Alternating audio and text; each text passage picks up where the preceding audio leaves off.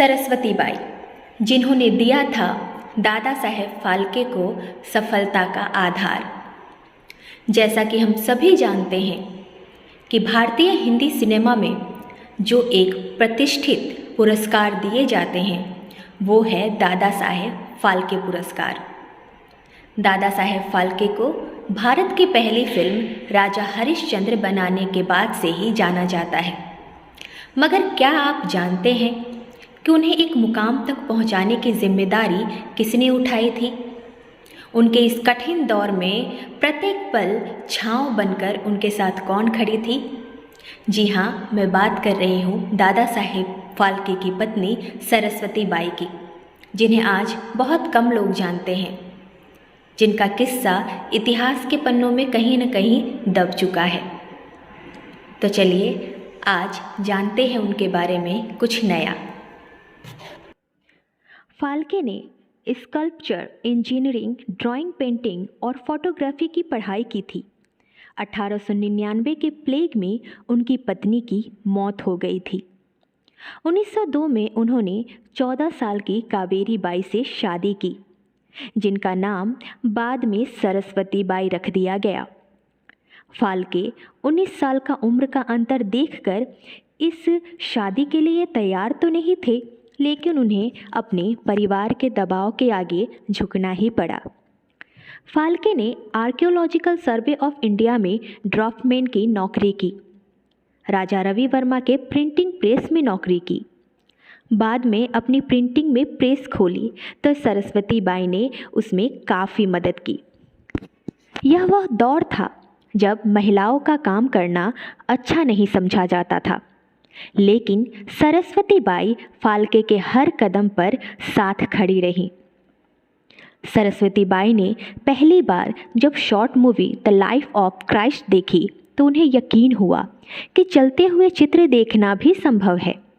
दादा साहेब ने उन्हें ये फिल्म एक सरप्राइज़ के तौर पर दिखाई थी।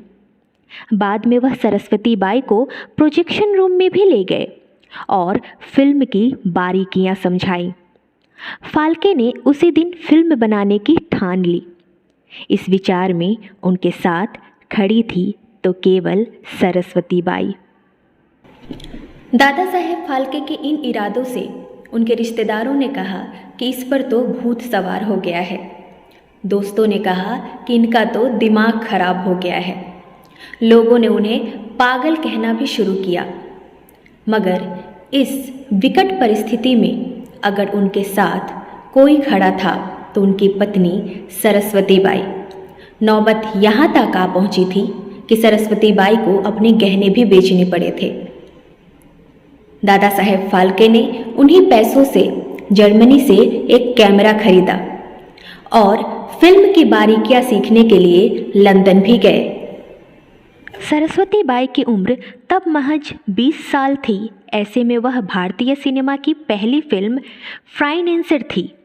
यही नहीं, उन्होंने फिल्म के संपादन, डेवलपर और प्रोजेक्शन मैनेजर का भी काम किया। तब फिल्म की रील को डेवलप करने में खासी मेहनत लगती थी। इसके अलावा वह पूरी फिल्म की यूनिट यानी 60 से 70 लोगों का खाना भी अकेले ही बनाती थी। इन सब कामों के साथ साथ वह अपने 2 बच्चों की सारी ज़रूरी जिम्मेदारियां भी उठा रही थी। जब फिल्म राजा हरिश्चंद्र में तारामती के किरदार के लिए कास्ट करने की बारी आई तो सारे स्टेज आर्टिस्ट ने हाथ खींच लिया। तब लोगों में ये मान्यता थी कि कैमरे से फ़ोटो खींचते समय आपकी आत्मा का एक अंश भी उसकी रील में कैद हो जाता है। इसमें इंसान की जल्दी मौत हो जाती है। इसलिए कोई भी अभिनेत्री रोल के लिए तैयार नहीं हुई। थक हार कर फाल्के ने सरस्वती बाई से कहा, लेकिन वह भी पीछे हट गई। बाद में इस फिल्म को अन्ना सुल्के नामक पुरुष ने निभाया। इस पर भी फाल्के ने 95 फिल्म और 26 से ज़्यादा शॉर्ट फिल्में बनाई हैं। राजा हरिश्चंद्र 3 मई 1913 को मुंबई के कार्नेशन सिनेमा हॉल में पहली बार दिखाई गई। करीब 40 मिनट लंबी यह फिल्म इतिहास में दर्ज हो गई।